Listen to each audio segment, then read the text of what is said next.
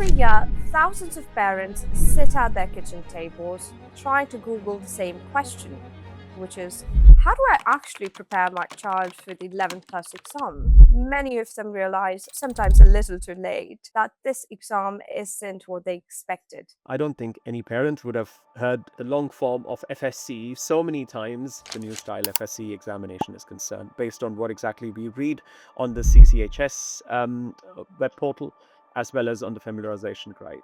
And I think they need to be confident under exam conditions. Creative writing is supposed to be one of the most challenging tasks for any child. Today, we're going to change that. So stay with us on this journey as we try and navigate the nuances of this exam and also debunk a few myths along the line. Welcome to the 11 Plus Insider, the podcast for parents who want real answers and not recycled advice. I'm your host, Rajshree, and today we have a genuinely special conversation lined up. Now, if your child is aiming to get into a grammar school, and especially Chelmsford County High School for Girls, which is one of the top selective schools in the country, you'll note that this entrance exam is not your standard 11 plus test. It's designed by FSCE and it works very differently in comparison to CEM or GL papers. Our guest today has an extensive experience supporting students preparing for a range of 11 plus exams, including FSCE and CSSE, and is extremely passionate about helping children grow in confidence, develop strong skills, and reach their full potential. And together, we're going to cover everything: the structure of the exam, what's changed in 2025 and 2026, and how scoring actually works, and most importantly, what your child should be doing right now to give themselves the best possible chance at clearing this test. Now, whether your child is 2 years out or 2 months away from this test, I feel this episode is going to be an eye-opener. So welcome, Ted, and I think we should get right into it. Thank you, Rajshree and Elevenace, for having me on this podcast. So, Ted, I think we should start at the very beginning because I think a lot of parents come to this exam assuming that it's just another 11 plus test, maybe a little bit harder, but fundamentally the same. Do you think it's fair to assume that? I would really want to know your thoughts. I'm going to go straight at it. We're talking about the CCHS 11 plus examination. The county, Chelmsford County High School for Girls 11 plus examination. It is a selective entrance examination used by the Chelmsford County High School for Girls to determine entrance into year 7. Yeah. Now, what sets this apart is that it's not part of the Essex CSSE consortium. Now, a lot of schools in Essex use the Essex CSSE consortium provided examination. The FSCE examination uses a bespoke exam designed specifically for CSSE as well as a couple of other schools like Reading School. Now, it assesses a broader range of skills beyond just the traditional math and English, which is assessed as part of the other 11 plus styled examinations. Now, the key shift in focus as far as FSCE is concerned is less about how well a child has been coached for a specific exam or question types, and more about how effectively they can apply their knowledge, think independently, and communicate their ideas. That is a very good insight into what an FSCE exam and CSSE exam look like in comparison to CEM and GL. So thank you. This is what I'm thinking. So when parents hear 11 plus, I think in some capacity they're already picturing the wrong exam. Would that be wrong to assume? What do you think about that? That's a very good question. Now, when parents hear 11 plus exam, they often picture the more traditional formats used by providers like GL assessment or CEM, typically focused on verbal reasoning, non-verbal reasoning, and very specific, highly practiced question types. However, the exam used by the Chelmsford County High School for Girls, designed by the Future Stories Community Enterprise, which is what FSCE stands for, is quite different in this approach. It places much greater emphasis on applying knowledge across a wide range of subjects, thinking independently, and communicating ideas clearly, including through written and creative responses. So while it's still called the 11 plus examination, for all practical purposes, the reality is that it's a broader, more holistic assessment, and that shift is something um, parents should really need to understand early on in their 11 plus journey. That was a very clear demarcation about what FSCE, CSSE, CEM, and GL exam variations really are about. And interesting you should mention FSCE. I remember you stating it's Future Stories Community Enterprise. Can you let us know a little bit more about it? Because I think a lot of people haven't really heard of them. As I mentioned to you, FSCE stands for the Future Stories Community Enterprise. I don't think any parent would have heard the long form of FSCE so many times in the past. And thankfully, students don't have to know that full form in order to be able to write that examination. However, that's the organization that is responsible for designing and delivering the entrance test for the Chelmsford County High School for girls. Now, building on what we've discussed about this particular exam style, their role goes beyond writing exam papers or question papers. They are responsible for designing the full assessment framework, including multiple choice, written, and creative elements, for creating exam papers that reflect real classroom learning rather than niche or heavily coached content. Some of what they describe as rote memorization that should be weeded out is their resolve. And also to ensure fairness and accessibility. So all children, regardless of their background, would actually have an equal opportunity. Now, lastly, this aligns closely with Key Stage 2 curriculum. So the pupils are assessed on knowledge they have already encountered. So, what is particularly important about FSC's underlying philosophy is that the exam is designed to reward understanding, thinking, and communication rather than familiarity with specific question types or intensive drilling. So, in practical terms, that means success comes from being able to apply knowledge in unfamiliar contexts, adapting to different question formats, and demonstrating a clear, confident thinking, especially in written responses. So, while the content itself isn't beyond the curriculum, the way it's assessed is more holistic and applied, which is a key shift for many parents to understand. That is a very well put together explanation, which a lot of parents would benefit from. And it's very interesting that you've mentioned overcoating and kind of rote memorization, trying to put students into different boxes, isn't it? I would really like to understand, as an educator myself, as to what that looks like in practice. How do you achieve that? How do you move away from the practice where you're trying to nurture students into for a format which has to do with efficiency and accuracy, to also moving towards creating things and nurturing your creative brain and being very candid when it comes to approaching certain question types, like you rightly pointed out. How do we bring that to practice?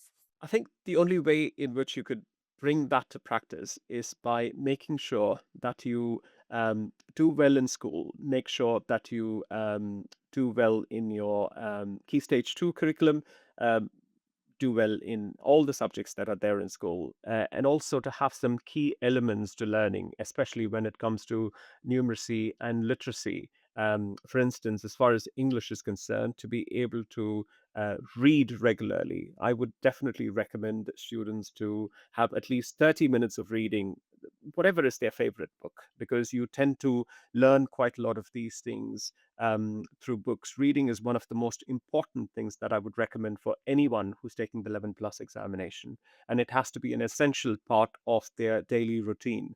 Now, in addition to reading, it's also about making sure that whatever they learn in terms of concepts, whether it is numerical reasoning, whether it is something in history or geography, they should be able to put that to practice. They should be able to talk about it. So even small things like those dinner conversations, try and make it interesting. Try and ask questions where you elicit responses from your children about how was their day and how was what is it that they studied that made it interesting for them. So it's things like that where you're actually putting the child to ease so that they can actually talk about it and be able to apply the knowledge that they've learned in school by just talking about it. I think that would be the key differentiation as far as this exam style is concerned. That is very interesting, the point that you've made. And I think, me personally, even with my students, I feel like thinking out loud is a very important practice where you encourage and nurture creative space within the minds of the young students. And you make them think and you make them think loud and trying to assess how it is that they actually think and try to shape that into in a way that they can benefit from when they're approaching exams like which are based on FSC format, so to speak. So, in my understanding, GL is more traditional. CEM is fast-paced and vocabulary-heavy examination. So, my question to you would be this: if a child has been drilling verbal reasoning papers for 18 months, getting into a space where doing spatial reasoning and non-verbal reasoning and whatnot, uh, do you think they could still be walking into this exam unprepared?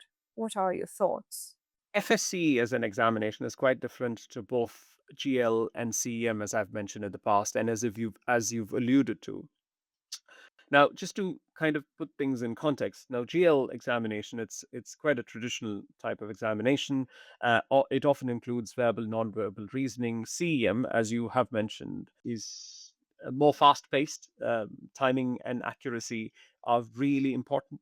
You can actually lose 2 3 minutes, and it'll have a negative impact on your overall scores. Whereas certain other styles of examinations, you can lose 5 minutes. Not that I'm suggesting that you lose 5 minutes, but still, even if you lose 5 minutes, you can actually make it up. So timing is not that important.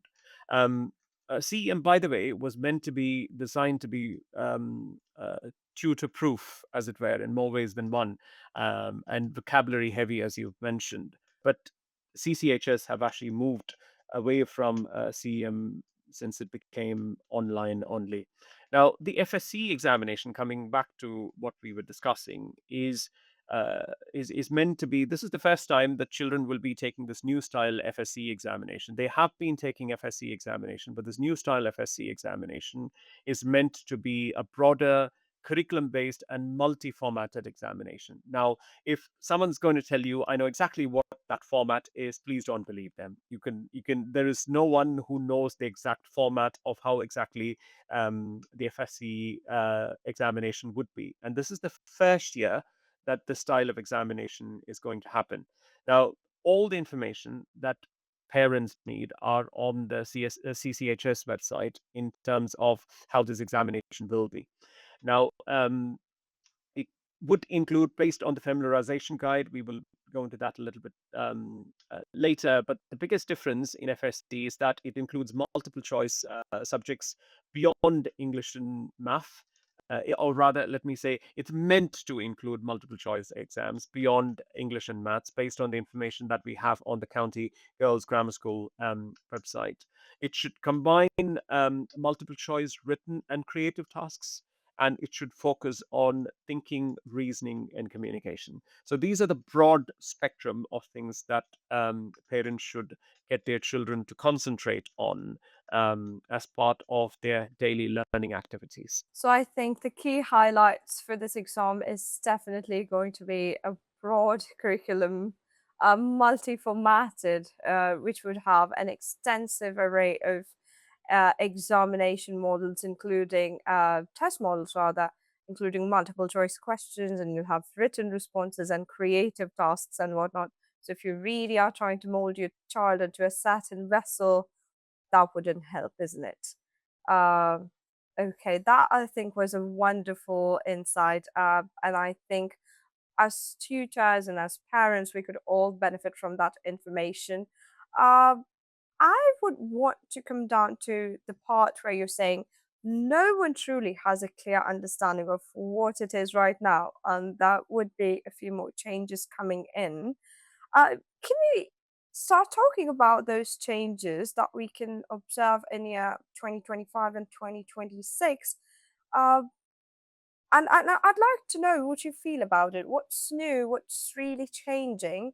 And is there a way uh, for us tutors and parents to really get acquainted to what is it that we need to start changing and start prepare for? I think the $1 million question that everyone has, or rather the $1 billion question, however you want to look at it, is I've heard lots of parents ask me, which is what subjects and papers are included. For the number of times, if I had a penny for every single time a parent asked me that question, I would be a millionaire by now. I'll tell you that. So, what subjects and papers are included? What's the change? So, the answer to that question is that. As I'd mentioned before, no one knows the exact format. All the information that you need about this new style examination, which is going to come this September, is based on the familiarization guide, which is on the Chelmsford County High School for Girls website. So that says the FSCE examination includes a mix of papers, including multiple choice papers, short written response papers, a creative or extended response task, and the subjects that this would cover are English, math, science, humanities like geography and history, and any other key stage 2 subjects. So the key point is that the children are not being tested on obscure knowledge, but on how they apply what they already know across these subjects which they learn in school. And I think that's the biggest takeaway from this. Do well in school, learn your subjects in school. If you need to kind of start looking at revising some of these things early on, do that, get your foundations right, and then be able to apply that in a practical way is what I think the new style examination would concentrate on. Thank you for sharing that detail. And something that I specifically could not stop thinking about was the familiarization guide aspect. I really want to talk about that because I've spoken to parents who've barely glanced at it. Uh, I I want you to be able to talk to parents about how important it really is. Is it something that they could skip altogether and hope for their students to perform well? And can tutors do that? I know we're not trying to mold or demold student from one place and practice to another, but I think students in some capacity do require a little bit of assistance trying to do that. So I think all of us parties, the parents, the tutors, the teachers at school alike, need to work together and try to understand where that leads, where this whole change and shift leads to, and how important the familiarization guide is onto that journey. The familiarization guide is the one thing that we know about how this exam pattern is going to be. Now, I would say parents, tutors, and everyone who's trying to help their children to do well in these examinations in a positive manner should understand that there is a bit of a middle ground. One extreme is to actually say, oh, it's just a familiarization guide. I don't need to look at it. And the other extreme is to take that as your Bible, to actually say, this is what it is. This is how it's going to be. If they're going to ask these questions, this is how it is. The familiarization guide is, as the name suggests, to familiarize the students with what kind of questions to expect. Now, there could be more questions. You might not get exactly the same questions. So I think that is our glimpse into what kind of questions could be asked. But there could be a lot more that could be asked, which is not given in the familiarization guide. So I would encourage everyone to get to have a look at the familiarization guide to get an idea of what are the kind of questions that could be asked. But to go one step further and actually say, you will know the kind of questions that get asked. It'll probably give you questions on math and English, but then again, you need to start looking at similar style questions for other subjects that I've mentioned, like humanities and religious studies and all of that. And not just stop at that, as I said, go one step further and try and see how that can be implemented practically and how to talk about it in a practical manner. And I think that's where it's going to, I think that differentiation is what's going to decide who is going to do well and who's not going to do well in this examination. That is rather interesting. So, what I'm gathering based on everything that you've spoken is children can still, in some capacity, lose marks simply because they don't know how to record their answers, even if they are familiar with the curriculum and the content and everything that there is to know based on their key stage two learning. Is that what, am I getting it right, or are you saying something else? And we probably need to discuss that further. What needs to happen is you can, um, this new style examination concentrates on one important thing. You do well in school, you learn these concepts, you practically try to apply these concepts, and don't worry about the actual examination itself. You come there, you give it your best, and that's the best preparation there is. Now, there is no right or wrong thing as far as this examination is concerned, because there's multiple permutations and combinations. You could do all the prediction that you want about how the actual exam is going to turn out to be.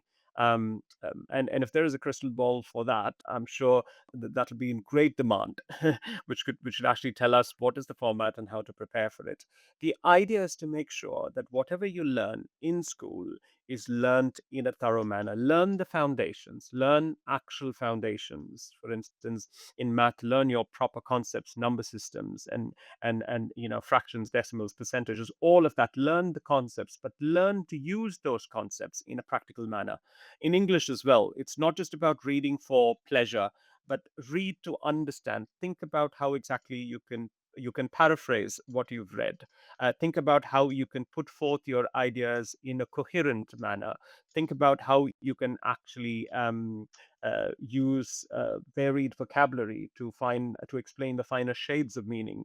It even talks about how you could actually appreciate a painting, which is a practical skill. Most students are not used to appreciating painting. They look at paintings and either giggle or laugh and think it's funny. It's about being able to appreciate art. It's being able to verbalize and actually say what their thoughts are about a particular piece of painting or a particular person, or how to describe a person is to describe parts of history.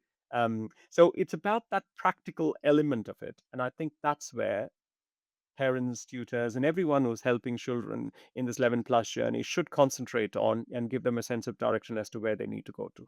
That is a very interesting way to look at it. And what really stuck with me is the fact that students need to learn what they need to learn at their level, at a key stage two level, familiarized with the concepts that is required. Uh, but in the end, they really need to be candid and flexible on the exam day and just wing it in some capacity, isn't it? Uh, so I really want to get started about that. What does the actual exam day look like? Because I think it is a big unknown source and a big source of anxiety for both parents and students alike. So can you shed some light on that aspect of the exam? To be honest, we don't live far off from both the grammar schools in Chelmsford here, the King Edward's Grammar School and the County High School for Girls. So we have the opportunity to witness, much before my boys went to these schools, to see how exam day is like. And the first and the most important thing is that children should be, if possible, even when the child is in year four, please take your child to one of these grammar schools on D Day just to get them to have a look at it. Because it could be scary for a child just looking at a queue, which is a mile long. That could put some children off. That could set, I mean, God forbid, a panic attack. Just looking at the mile-long queue, thinking, "What am I doing here? This is the biggest crowd that I've actually seen." So I think it's really important for parents and children to get an idea of what it is to actually stand in that queue. It could probably take a good few minutes to actually be able to get into your hall. So once you've had your mind set on that and know what to expect, then the next biggest challenge is to go into that examination, sit down, and kind of start looking at, okay, you'd be there'll be a lot of people in that hall. Some children might be scared. I keep telling the children that who my tutor, the first and the most important thing is you need to remember, even if the heavens come down, you concentrate on your paper, because there could be a child who's really scared, who's having a panic attack. um God forbid that that should happen. You can't do anything to help. The problem is, if you concentrate on that child, you won't be able to do your bit. So, what you need to do is, there are people to help out in that regard. So, what you need to do is to concentrate on your paper. Even if the heavens were to come down, you concentrate on your paper and you do it. Most of these examinations, especially the FSCE examination, is very, very time constrained. So, you do one section and you have a certain time period for a section.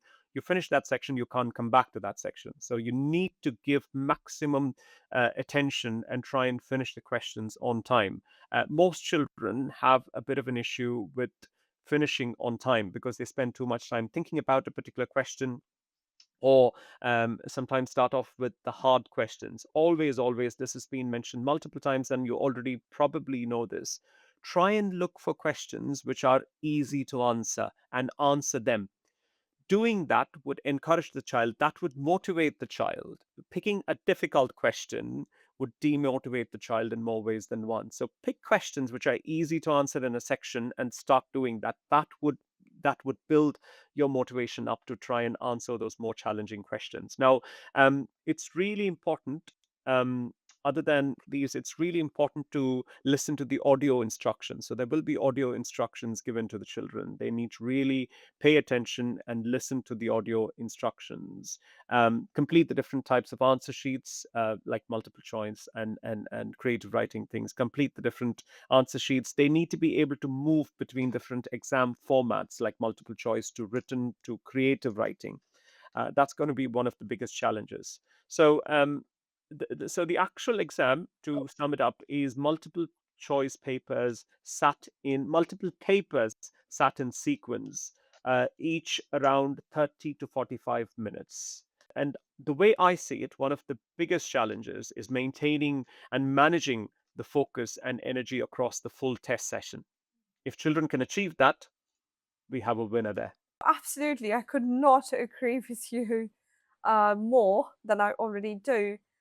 So, what I'm gathering based on everything that you've stated is perseverance, resilience, agility uh, is equally important as knowledge and the ability to really answer those questions, isn't it?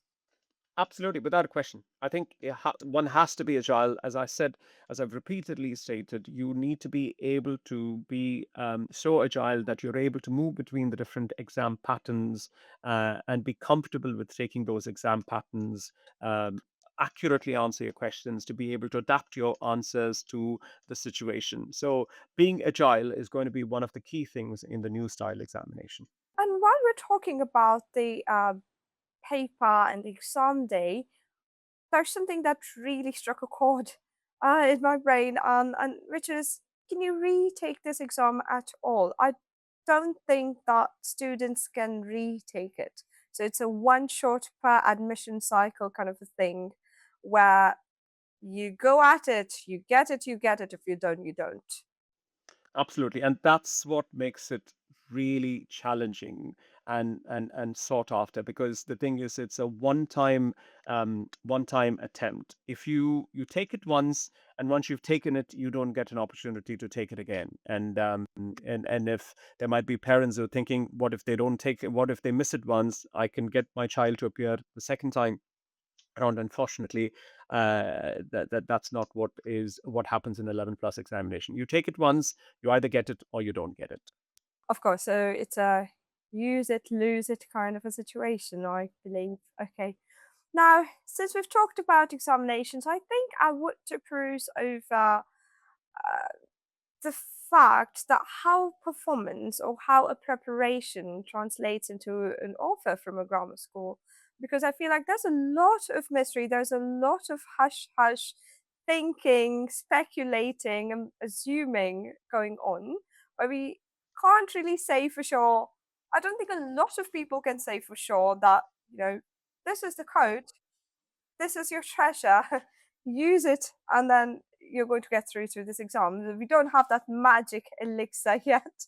So I think it's a rather good idea for you to enlighten us in some sense of form as to how we translate a performance into an offer.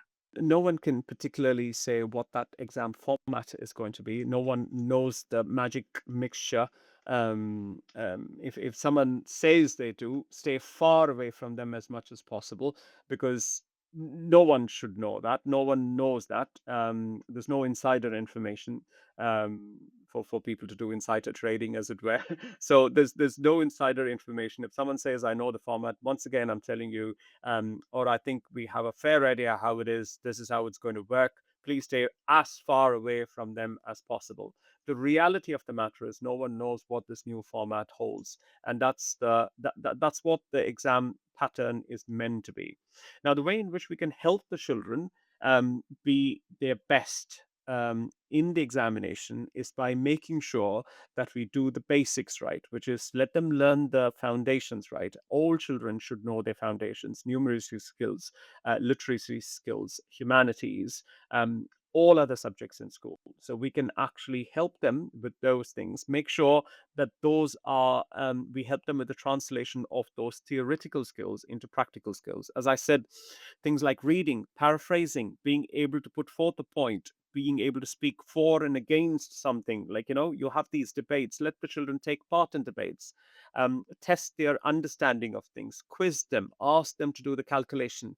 While you're at it in a supermarket, ask them to do the calculation. Ask them to do the calculation in their mind as to how much is the total bill. Or give them a budget and actually say, try and work out how much we can actually spend with that particular budget. Things like that are going to be extremely useful, and those are practical skills. And in more ways than one, there are families who have been giving their children that kind of knowledge in the past. But I think this new style examination makes it really important for children to have that kind of knowledge. And as I said, things like appreciating a painting, to be able to take them to an art gallery and tell them what do they think about that kind of painting. Now, as tutors, we can certainly help them with some of these things to try and give them that bit of structure. But just to reiterate the fact that even us tutors, we will not know what's the actual exam pattern, and that is done with a distinct mindset that every child should have the opportunity to do well. And if give them a question paper, children can be trained on that. That's the fact of the matter, and I think they want to avoid that. So the way to practically look at it is to make sure that they have their foundations good, learn the concepts, learn how to put them into practice, and help them with those things, and go into the exam with an open mind. No, absolutely. Definitely agree with you over there. Uh, so, what I'm essentially trying to understand that in addition to passing the threshold mark, do you think there are other things that factor in that help a student get that offer letter into that specific grammar school that they're hoping to get into? Or how does the whole thing work? Because parents are constantly confused about the whole catchment area, the raw marks, the standardized marks, the age standardization, how that plays into this entire big scheme of things, rather great grand scheme of things, is much interesting conversation that I think you must have had with so many parents. Uh, so why don't you just go with them and help us understand, have a deeper sense of understanding about what is it like? Is it just passing a threshold, or is it everything combined together? That is a really important question. And while I think we could have a separate podcast for all the important points that you've raised in that question, I'm going to try and answer it as briefly as I possibly can to try and touch upon some of the important points. So it's a common misconception amongst a lot of parents that it's simply about passing a score. Okay, in reality, it's not just a case of hitting a threshold. For schools like the Chelmsford County High School for girls, um, the process actually works more like first the test scores as are age standardized. Um, this ensures fairness by taking into account a child's age within the cohort. Then the students are effectively ranked based on their performance. So it becomes competitive and it's not just about passing. Um, but when your child sits relative, but this is when where your child sits relative to others. And I think that's where it's really important to set things in context. And finally, the admissions criteria come into play, and this can include a number of factors such as catchment or priority area, sibling criteria in certain places if it's applicable, um, other oversubscription rules set out by the school. So receiving an offer letter um, is really the result of a combination of factors, including strong performance in the examination, position in the ranked cohort, and how it aligns with the school's admission policy. So, in simple terms, it's not just a pass or fail examination, it's a selective ranking process with a structured admissions framework.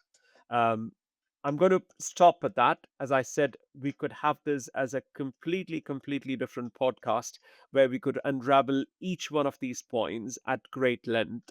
And I really hope we get to do that in another podcast. I agree with you, Ted. I mean, this has been a rather interesting conversation, and we could go on and on and on about what are the different examination criteria and admission criteria and what are and yeah, so a conversation for the next time, maybe, hopefully. However, what I really did want to understand, and I agree with so many things that you've just put together, and I completely agree with you that there's so many factors, and parents sometimes just go banging their heads over the wall trying to figure it all out. So I think we should sit down together for that. Uh, Coming down to a very important question, which I really can't shake off of my head, is what separates a child uh, who gets an offer letter from one of these grammar schools and the one who doesn't? Because I've had some really interesting and heartbreaking conversations with the parents, and they tend to go over so many things. And maybe my child did not know, maybe my child was not prepared, maybe this did not work out, that did not play out.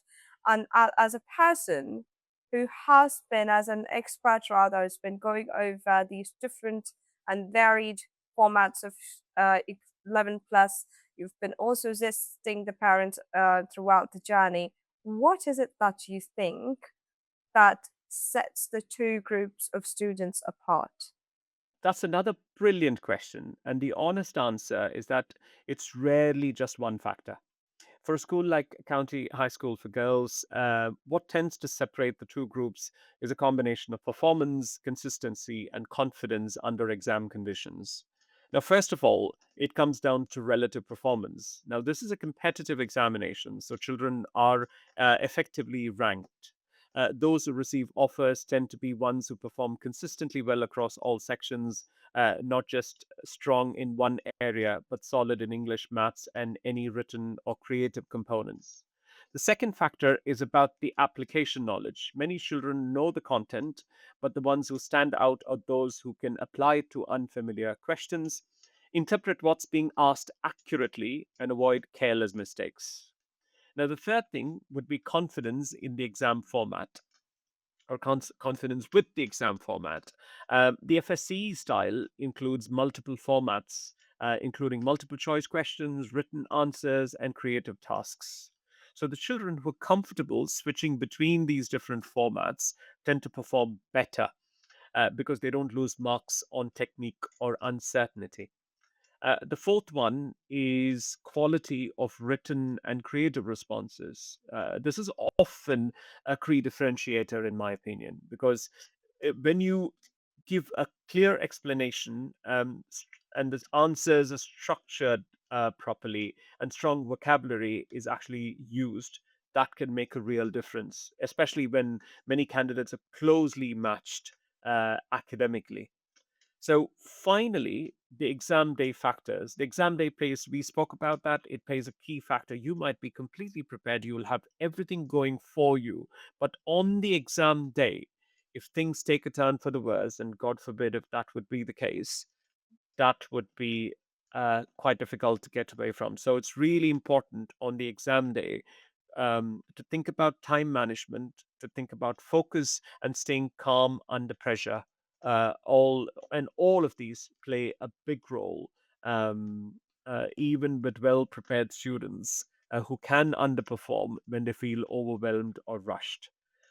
So the difference is not just who knows more, but who can use what they know most effectively, consistently, and confidently in an exam setting. Well, that I think is a rather beautiful explanation that should sit right with the parents. And I think parents do need to listen in deeply with a keen understanding onto this one, that it's not really just one thing. It's not really how much your child knows, how effectively they're able to manage their time, or how efficient they've been, how accurate they've been.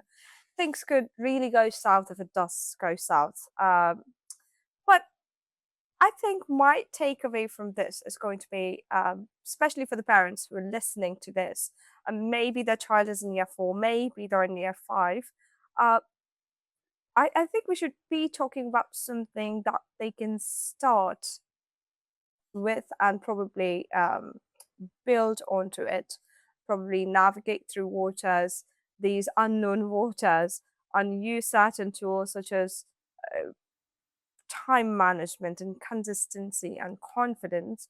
And what I'm really trying to ask is, how do you do that with a day to day schedule? How do you build onto that habit? Because I know you can't really just wake up one day and hope for all of these things to fall into place and for everything else to magically work out, isn't it? So I think we're looking at what a regular day in the life of a person, a student rather, is preparing for 11 plus examination should look like.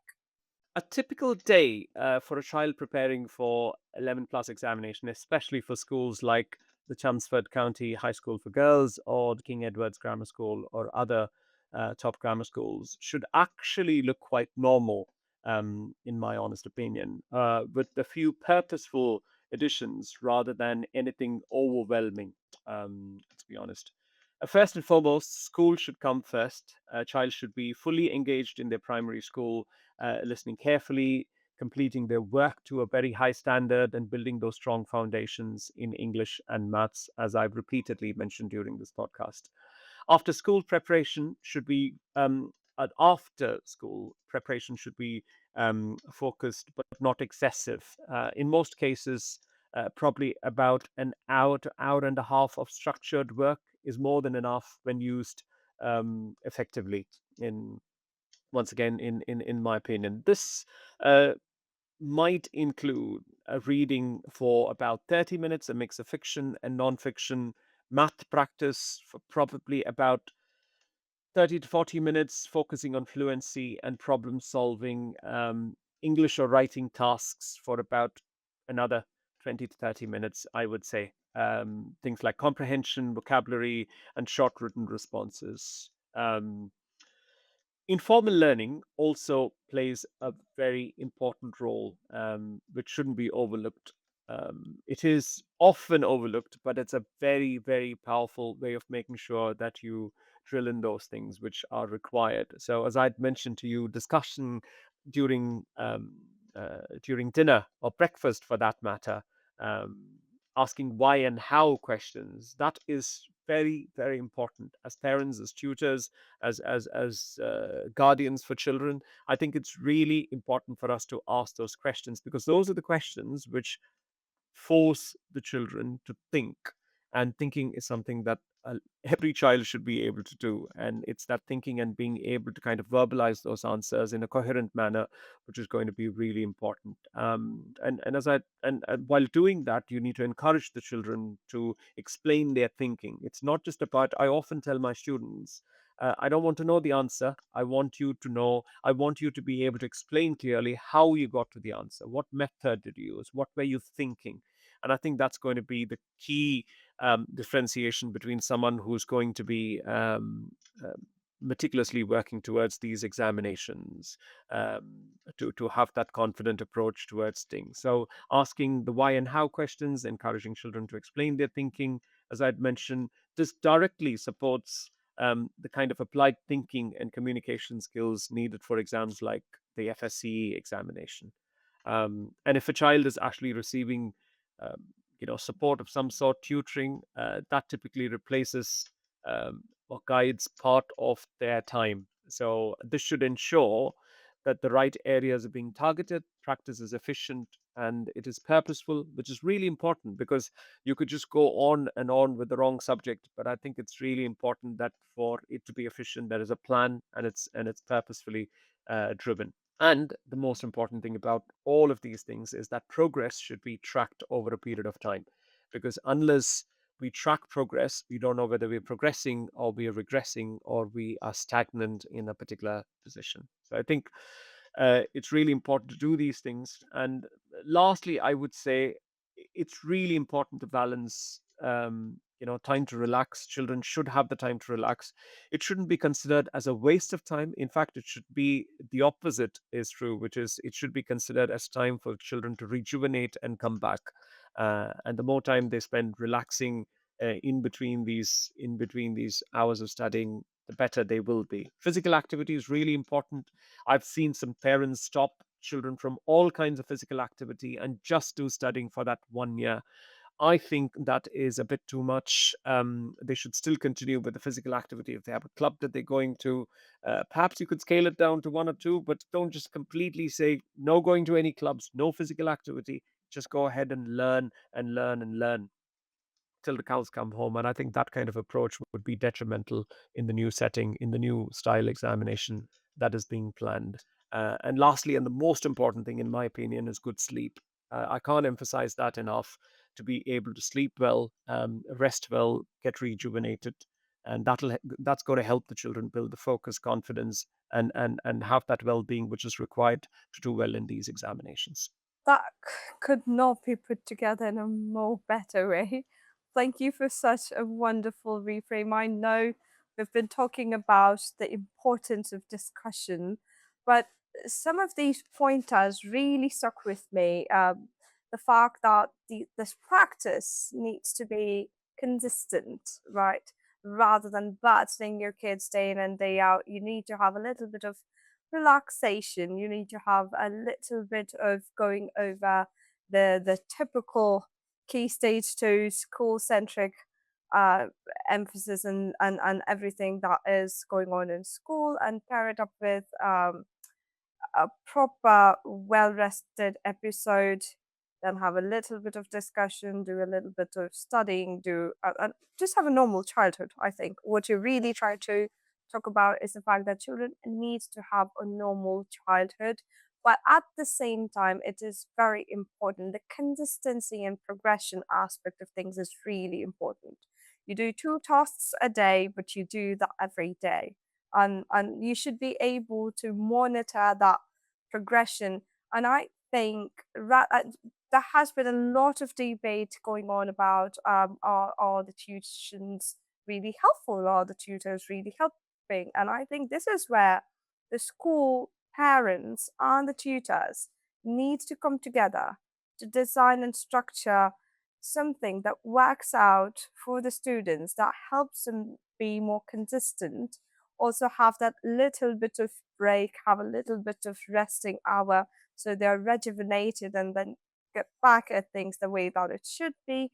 And also the fact that the progression is tracked, and we're able to tell that, okay, your child was here yesterday, but today they're here. And I think that should be a reward enough for all the parties involved through the course of this preparation, which is a rather taxing one.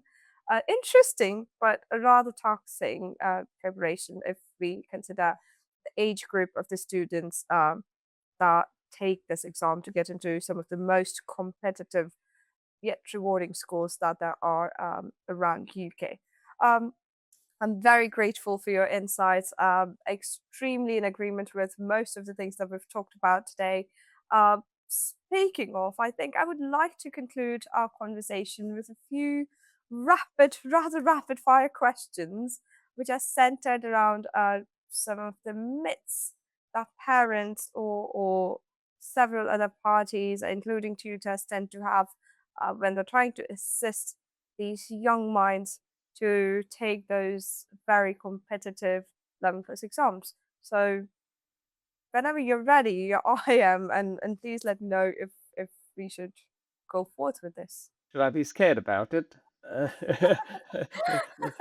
Rapid fire puts me on the spot. Not really. It's just that slightly unconventional, but I think it's really important at this point for us to debunk some of these myths that people take to their very heart and core and think this is what it is. This will work through. This is the elixir. Oh, I found it. Let's go through it. Absolutely. Please go ahead. So I'm going to ask this question. I think what I did want to ask is CSSE and FSCE on the same levels and as GL and CEM, and if are they just different variations of 11 plus exam, or are they really structurally different from each other? Would the same preparation fit all, or do students need to look into the specifics of what needs to be accounted for when we talk about these different exam boards associated with 11 plus preparation? So these different exam styles, they have certain things in common, but structurally are very, very different, especially the new style FSC examination, which has got a lot of people talking about this, is very, very different. And add add to it the fact that there's a lot of unknown into what that exam style would be. That makes it really challenging. So, for all practical purposes, I would say the FSC examination is going to be the most challenging in terms because there is quite a bit of unknown as to what that exam style would be. When it comes to exams like the CSSE, we have past question papers.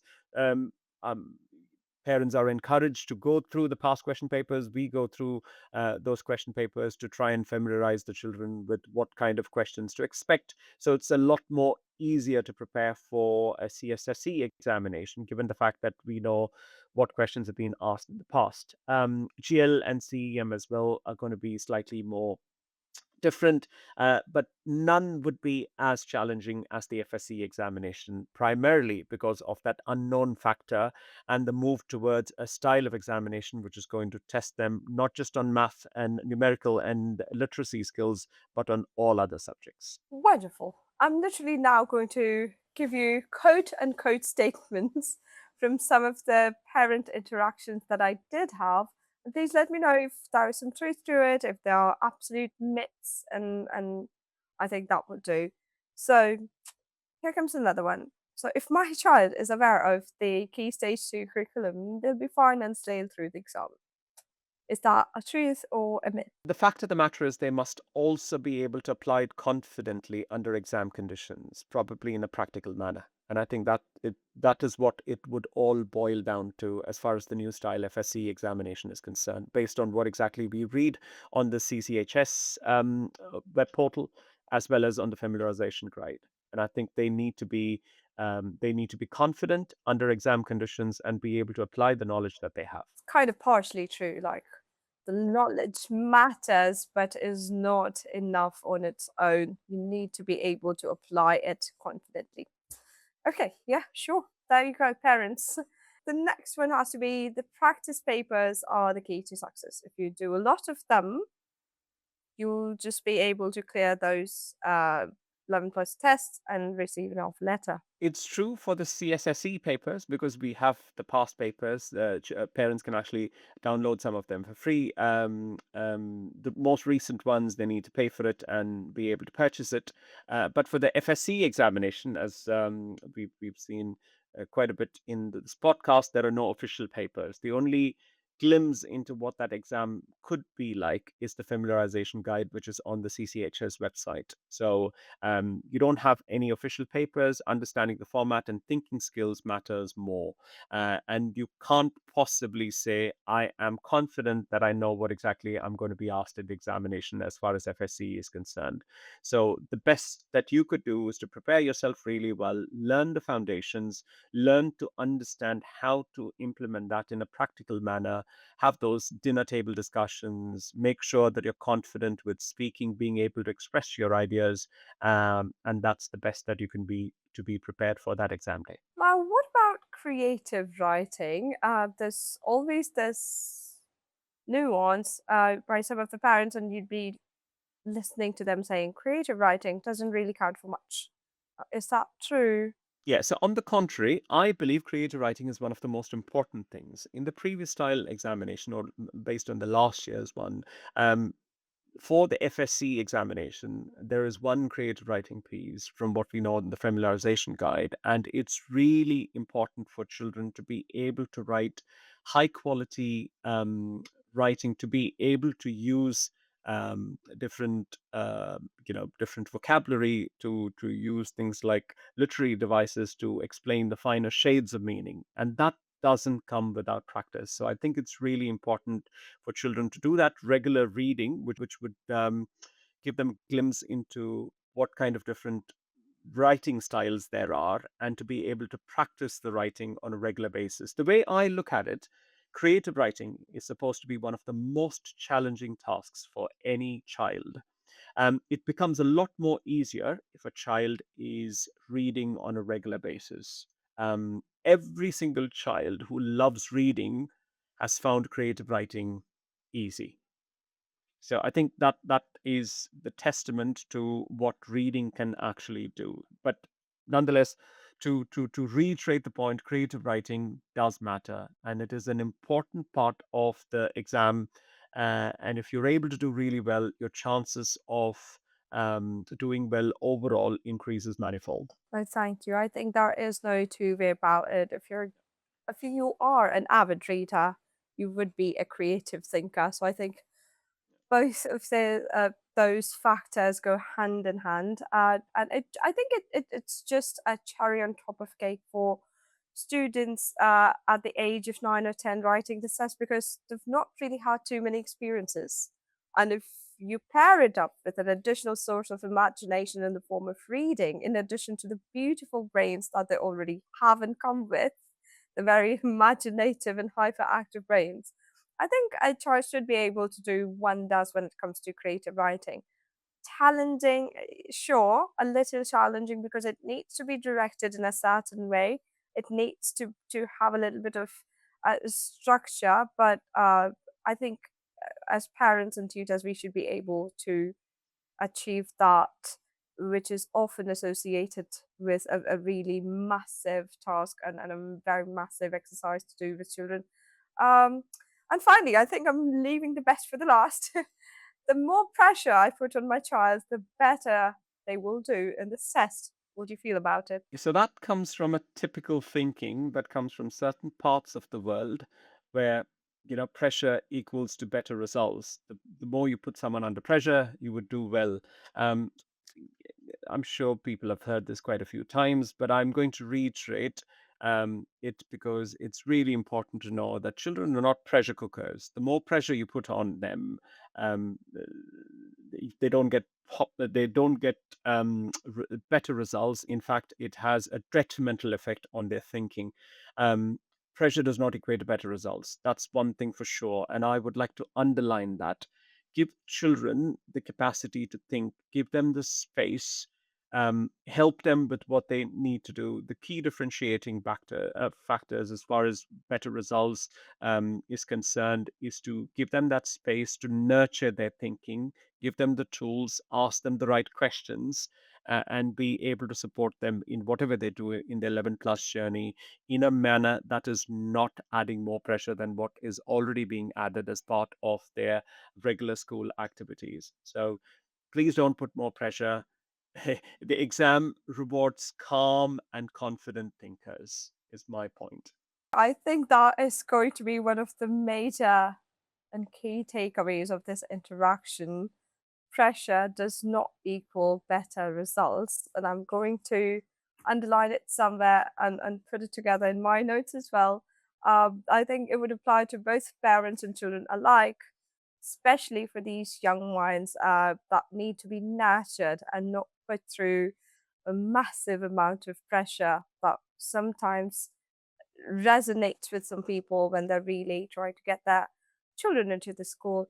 And thank you so much, Ted, for highlighting that. I think this conversation has been a genuine, eye-opening conversation, and I think a lot of families listening to this will feel the same. The big takeaway for me is that this exam isn't really trying to catch and hold your children, trap them into a certain box and see if they can utilize that for a specific purpose. They're really just trying to find the ones who can think. The confident thinkers of tomorrow is what they are looking at. The people, the young people who can create and make this world a better place is what they're hoping to bring into this the atmosphere and environment.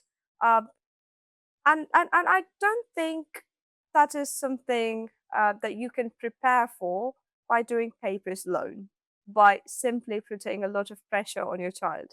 You need to nurture first the right kind of mindset into you as parents, tutors, everyone who's acting as a mentor in the lives of these children, and then you impart that same learning onto the child who's taking this test. So thank you very much, Ted, for your time and for being so clear and for being so candid with all your answers and insights and for helping us have a better understanding of what this journey really looks like. I really hope to have more conversations around this topic. And I know even though we've tried to cover as much as we could regarding the different types of questions that FSSE, FCSE, CSSE, and different exam modes and patterns take into account.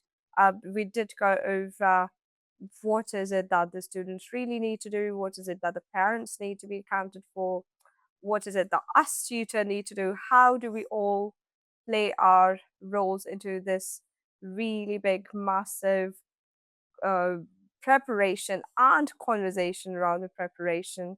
So, thank you very much again. I really appreciate your time, and hopefully, we'll get to speak soon onto some more interesting conversations around 11 plus. Now, thank you, Rajshree and Elevenace, for having me. It was an absolute pleasure talking to you about the topics which are extremely close to my heart and something that I'm passionate about. And I look forward to seeing you in another podcast as well. Likewise, thank you very much. Bye.